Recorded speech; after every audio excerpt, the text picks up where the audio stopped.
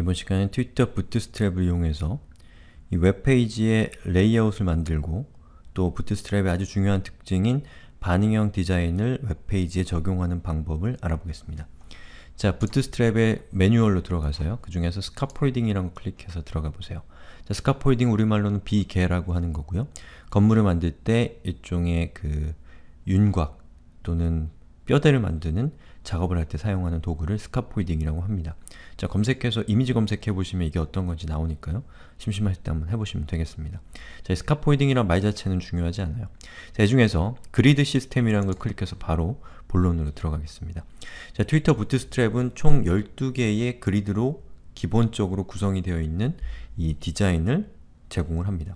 자, 그래서 여기서 얘기한 12개라고 하는 것은 여기 여러분들이 보고 있는 이 화면을 12등분 했을 때 이 각각의 칸들을 하나로 쳐서 총 12개의 칸으로 이루어져 있다는 뜻입니다. 자, 여기 보시면 1이라고 적혀 있는 것들이 있고 2라고 적혀 있는 것이 있죠.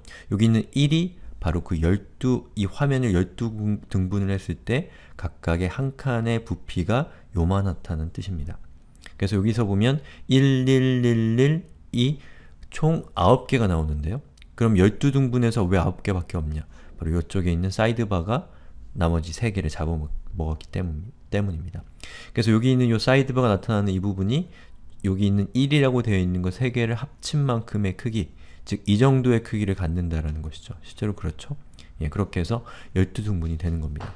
그리고 여러분들이 필요에 따라서 여기 있는 요 각각의 한 칸 한 칸을 병합하면 이 2칸만큼 또는 3칸만큼의 이 공간을 갖게 된다는 것이 또한 부트스트랩 그리드 시스템의 중요한 이 특징입니다.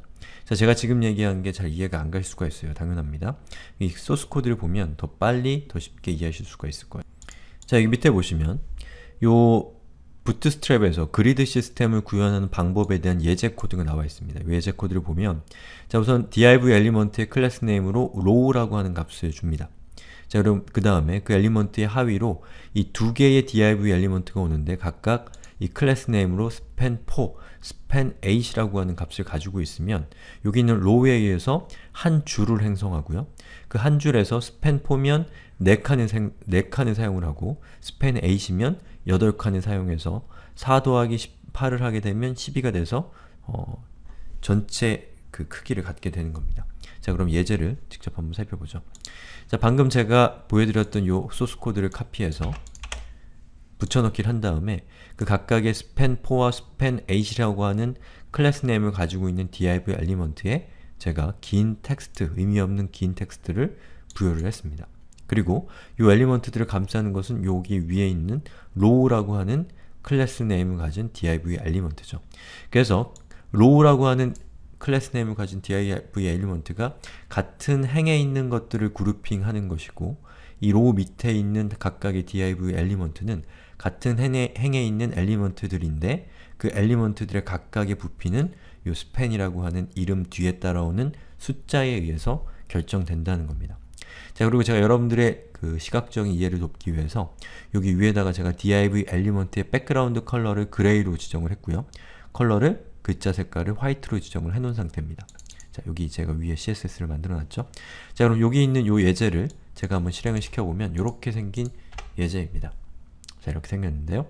자, 보시면 제가 아까 자, 요소 검사를 통해서 제가 여기 있는 걸 한번 볼까요? 자, 총 이 div 클래스 row라고 하는 부분이 지금 화면상에서 파랗게 표시되는 부분이죠.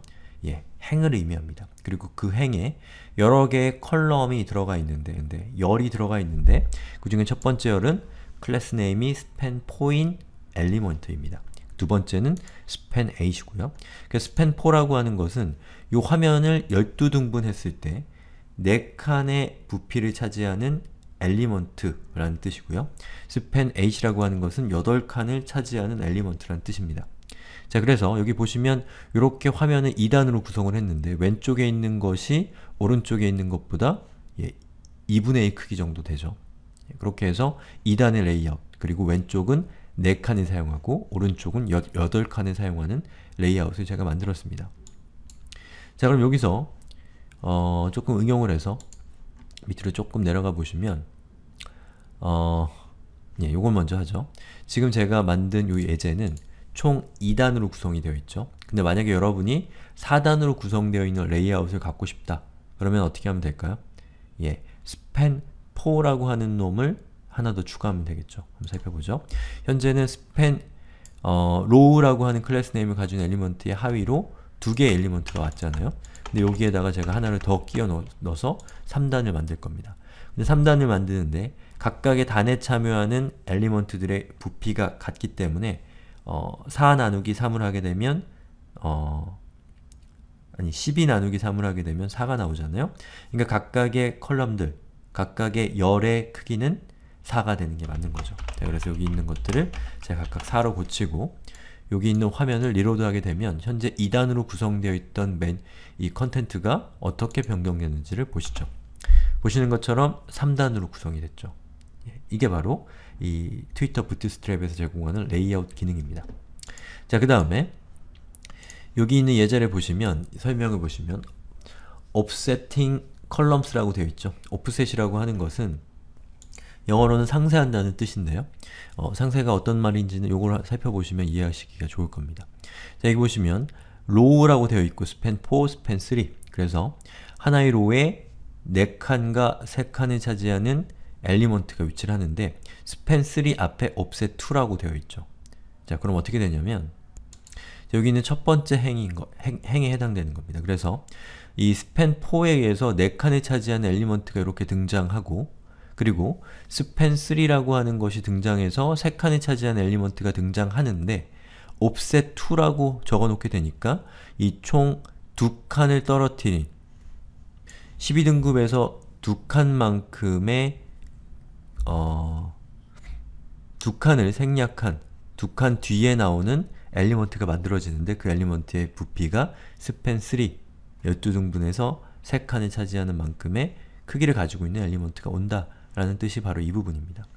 자, 그럼 제가 지금 3단의 레이아웃을 만들었는데요. 만약에 여러분이 여기 있는 3단의 레이아웃 중에서 중간에 있는 것을 삭제하고 그리고 오른쪽에 있는 요 엘리먼트, 이 단을 왼쪽으로 탁 붙이는 것이 아니라 중간에 삭제하는 것만큼의 부피를 그대로 유지하면서 원래의 위치를 고수하게 하려면 어떻게 하면 될까요? 이렇게 하시면 됩니다. 자, 여기 중간에 있는 것을 일단 삭제를 하면 중간이 없어지겠죠? 그 다음에 offset 그리고 4라고 적어주고요.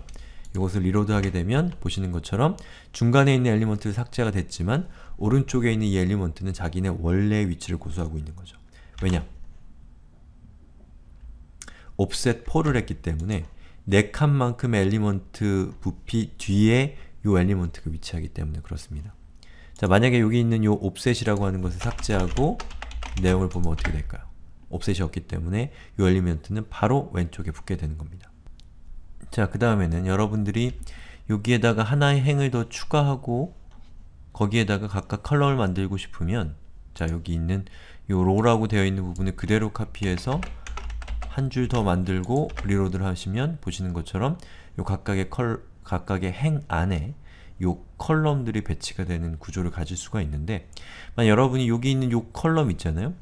요 8칸이 차지하는 컬럼인데요. 요 컬럼 안에서 다시 컬럼을 구분하고 싶다면 어떻게 하면 될까요? 그런 경우에 사용하는 기법이 nesting columns라고 하는 겁니다. nesting은 둥지를 치다 라는 뜻이죠.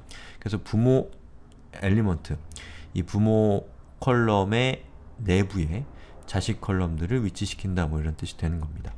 자, 그럼 어떻게 하면 되냐면 자, 지금 제가 추가하고 싶은 것이 바로 여기 있는 8칸을 차지하고 있는 이 컬럼, 즉 소스 코드에서는 바로 이 부분에 해당되는 부분이죠. span 8이라고 되어 있으니까 이 컬럼 안에다가 제가 div 엘리먼트를 만드는 겁니다. 그리고 클래스 네임으로 row라고 하는 값을 주는 거죠. 똑같이 반복하는 거예요. 그 다음 위에 있는 span4라고 되어 있는 것을 카피하고 그 밑에 또 카피를 하게 되면 span 8, 즉 8칸을 차지하고 있는 엘리먼트의 하위에 하나의 행을 만들고 그 행에 각각 4칸이 차지하는 엘리먼트들을 추가하겠다 라는 뜻이 되는 겁니다. 그럼 여기 있는 것을 리로드 하게 되면 이 밑에 부분에 어떤 변화가 생기는지를 같이 보시죠.